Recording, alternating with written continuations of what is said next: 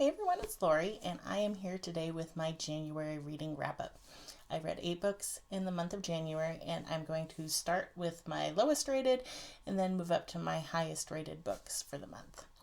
So my lowest rated book and the book I finished most recently was Xenocide by Orson Card. This is the third book in the Enders series.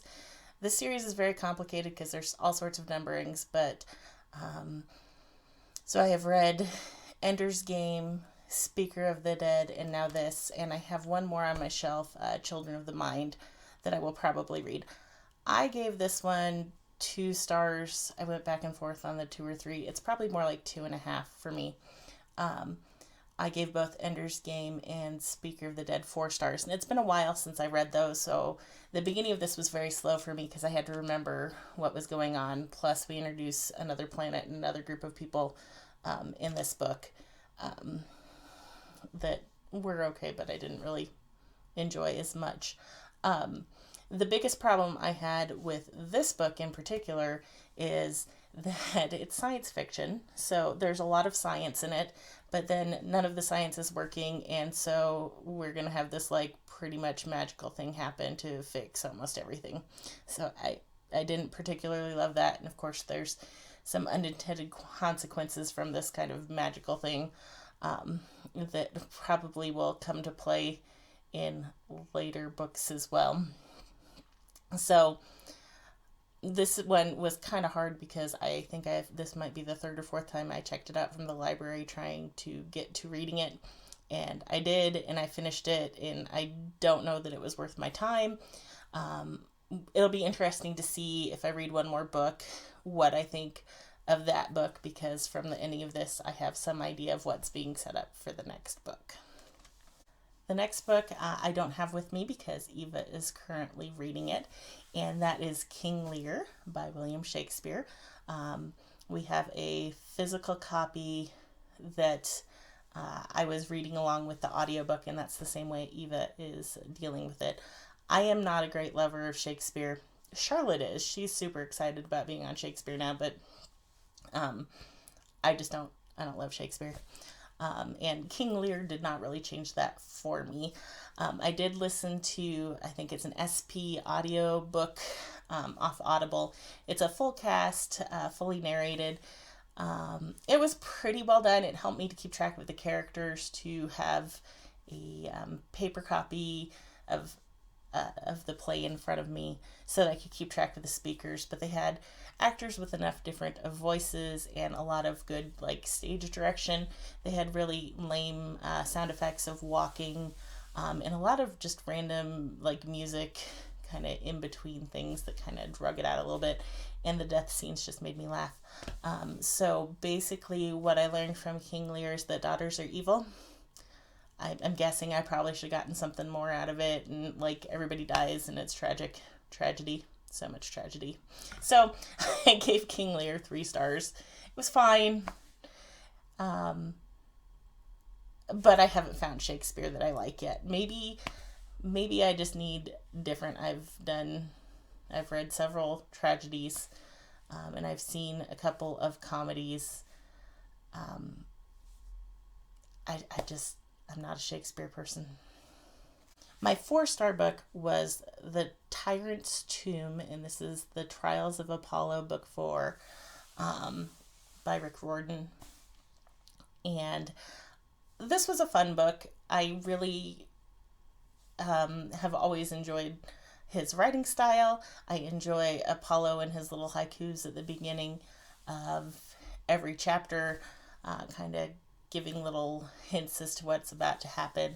And there were some fun characters in this one. There was kind of a new character introduced at Camp Jupiter. And that's kind of where the action in this one takes place. So, like, not the most earth-shattering of books, but I did enjoy it. It was fun to read.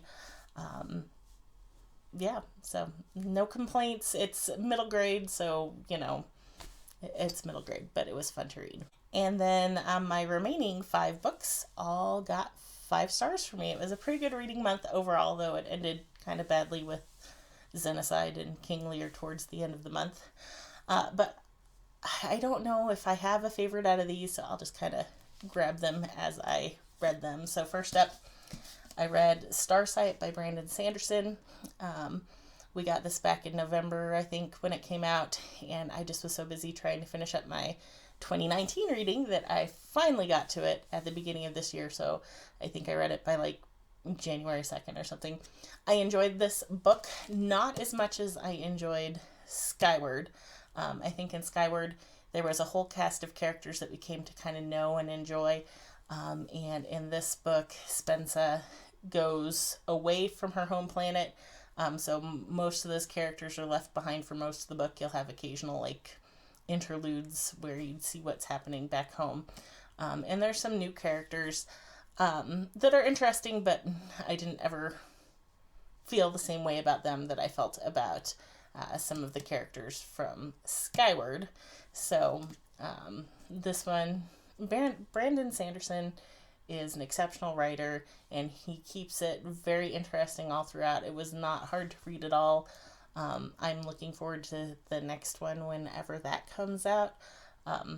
But this was a very enjoyable, another kind of, I don't know if this one, I think, is like YA-ish, but it's a YA that would be accessible to both younger people and older people. So I really enjoyed Starsight, but Skyward was a little better. I also moved on in my Wheel of Time. And so I read book 7, A Crown of Swords. So I was fully expecting to have a hard time with this because so many people have mentioned that the middle books, like 7 through like 9 or 10, I don't know, are like the slog where everybody has a hard time. I actually think I enjoyed this more than several of the earlier books.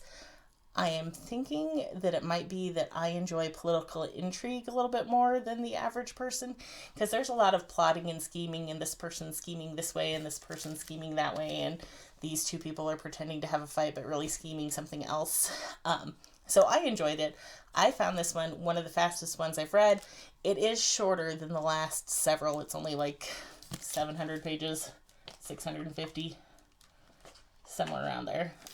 So not as long as some of the like 1,000-page ones, but I really enjoyed this one. So I am super looking forward to book 8, even though it's supposed to be a slog. I'm guessing I might like it more than the average person. And my last 3 books are all kind of non-fiction-y. The first 2 are more memoir. I'm not quite sure how to categorize the last one, but these 2 kind of go together. So I read 84 Charing Cross Road and The Duchess of Bloomsbury Street. Now, I think it was probably the 3rd or 4th time I read 84 Charing Cross Road. I had an unusual day where everyone was gone and I was going to be home in the evening by myself, so I checked out the movie of 84 Charing Cross Road from my local library and just watched it by myself. And watching it, I just knew I had to read the other books that kind of go together. So there's 84 Charing Cross Road, The Duchess of Bloomsbury Street, and Q's Legacy, which I haven't gotten to yet. But so I just enjoyed the movie so much that I ordered The Duchess of Bloomsbury Street and Q's Legacy that night. And then I read 84 Charing Cross Road in like an hour one morning, just to kind of go back and remember the whole storyline in the book and see how true the movie was to the book. And really, it was very true to the book. There were a few things that were a little different. And then, like, the ending part of the movie is actually part of this book. So after I read 84 Charing Cross Road, I moved on to The Duchess of Bloomsbury Street. So 84 Charing Cross Road is a collection of letters between a woman who lives in New York and a bookseller in London. She's trying to buy copies of books, and she can't find them locally, so she writes there. And they like correspond for 20 years, the bookseller and her. It happens during the wartime, so she starts sending them like care packages at Christmas and Easter. So they form this whole relationship, and she intends to go over. And she doesn't make it in this book. But in this book, this is kind of the travelogue of her spending time in London. So this book comes out, and she's sent over to London to do like kind of a book tour. So that's this, but this is written in diary form. So this is all letters, and this is like a diary form, and it was super fun to read. And I really want to book a trip to London right now, but I'm trying to refrain from doing so because, you know, we don't always have the money to just, or the time to just run off to London, but I really want to go now. The last book I want to talk about is one that I listened to on Audible, and that is The Feather Thief by Kirk Wallace Johnson. I became aware of this book because of Olive at a Book Olive. She did, I think, a whole review of it, or it was in one of her wrap-ups or something.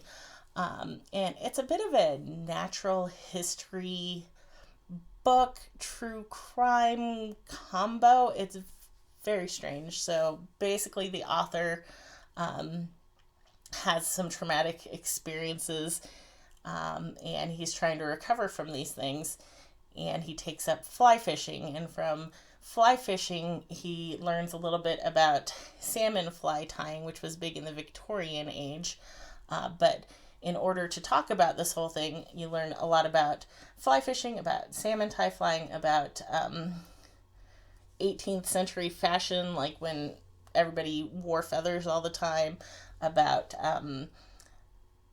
collection of species during kind of the age of exploration, when Darwin was off doing his thing, and several other very important collectors of different species. You learn about natural history museums and how they keep collections and what the collections are used for, and you learn about this particular theft from a British natural history museum of like almost 300, I think, bird skins from very rare birds that can no longer be sold due to different laws. Like you can't go out and just get any one of these birds. So the price of the feathers that these fly tyers use are very expensive because they're very rare, because you can't get any more. So he follows this whole case of who committed the theft, what happened to the feathers, where did the skins go. It's fascinating. I highly recommend it. I don't know how a book about feathers can be as interesting as this book is, but it probably was the best book that I read all month. Just so well researched, so interesting, and just so many different kind of areas of interest coming together around these brightly colored feathers and this theft that occurred. And it's not like a super distant from our time theft. Like, this is the perpetrator is younger than I am, and it happened, I think in the early 2000s, so not very long ago at all in terms of when this happened. So that was just a fascinating book, and I highly recommend The Feather Thief if you want to check it out. So those are the 8 books I read in the month of January. I hope you enjoyed hearing about them. If you've read any of them and want to discuss them with me, feel free to leave me a comment down below. I'd love to talk about them. Or if you have recommendations for me, feel free to click the subscribe button if you like hearing wrap-ups and book hauls and things like that. I'm pretty standard, but I enjoy talking about books, and I'd love to have you here. I guess that's it for this video. I'll see you in the next one. Thanks.